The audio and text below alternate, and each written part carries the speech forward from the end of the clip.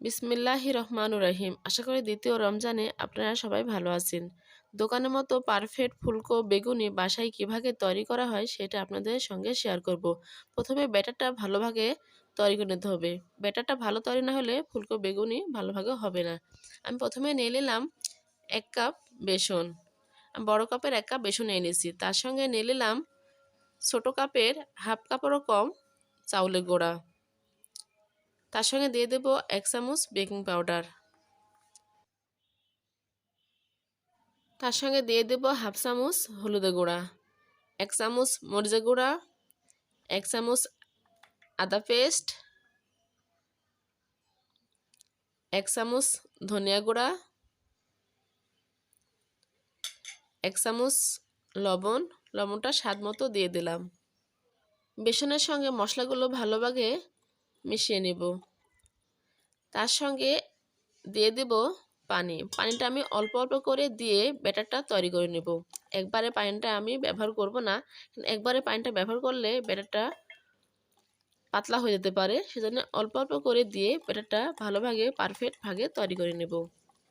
পারফেক্টভাবে ব্যাটারটা তৈরি করতে যতটুকু পরিমাণ পানি লাগবে ঠিক ততটুকু পরিমাণ আমি পানি দিয়ে এটা তৈরি করে নেব।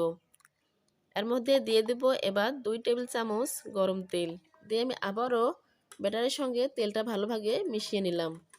আমরা যখন বেগুনটা ভাজি তখন আমাদের বেগুনেতে অনেক পরিমাণ তেলটা চুষে নেয় এবং বেগুনটা ফুলকো হওয়ার পরও কিছুক্ষণ পর বেগুনিটা নরম হয়ে যায় বা নেতিয়ে যায়।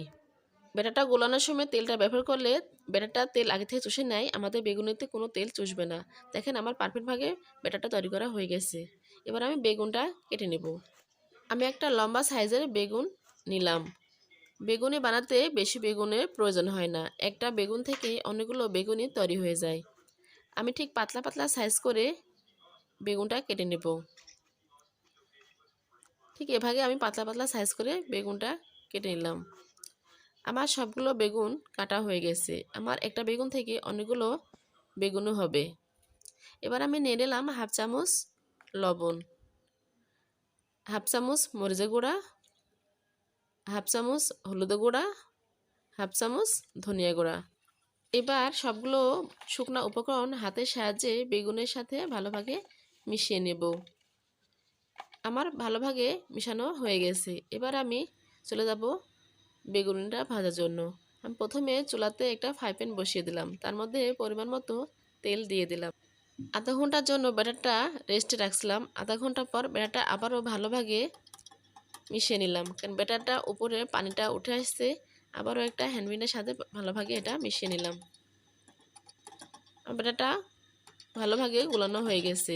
এবার আমি চলে যাব ভাজার জন্য। আমি প্রথমে একটা একটা করে বেগুন নিয়ে ব্যাটারের মধ্যে ভালোভাবে চুবড়িয়ে তেলের মধ্যে দিয়ে দিলাম। চুলার জালটা হাই হিটে রাখা আছে। হাই হিটে রেখে আমি বেগুনটা ভেজে নেব। বেগুনটা যখনই আমি তেলের উপর দিব তখনই হাই হিটে রাখার জন্য বেগুনটা তেল কম চুষবে এবং বেগুনটা অনেক সুন্দর ভাগে ফুলকো ভাগে ভাজা হবে বা পারফেক্ট হবে। আমার এক পিসটা হয়ে গেছে, আমি আরেক পিসটে আবারও উল্টে দিয়ে ভালোভাবে এটা ভেজে নিচ্ছি। ঠিক এভাবে আমি উল্টে পাল্টে ভালোভাবে বেগুনটা ভেজে নিলাম। বেগুনটা ভাজা হয়ে গেছে, কারণ বেগুনের গায়ের কালারটা ব্রাউন কালার হয়ে আসছে। এর বেশি ভাজবো না, কারণ এর বেশি ভাজলে বেগুনটা খেতে ভালো লাগবে না, বেগুনটা পুড়ে যাবে।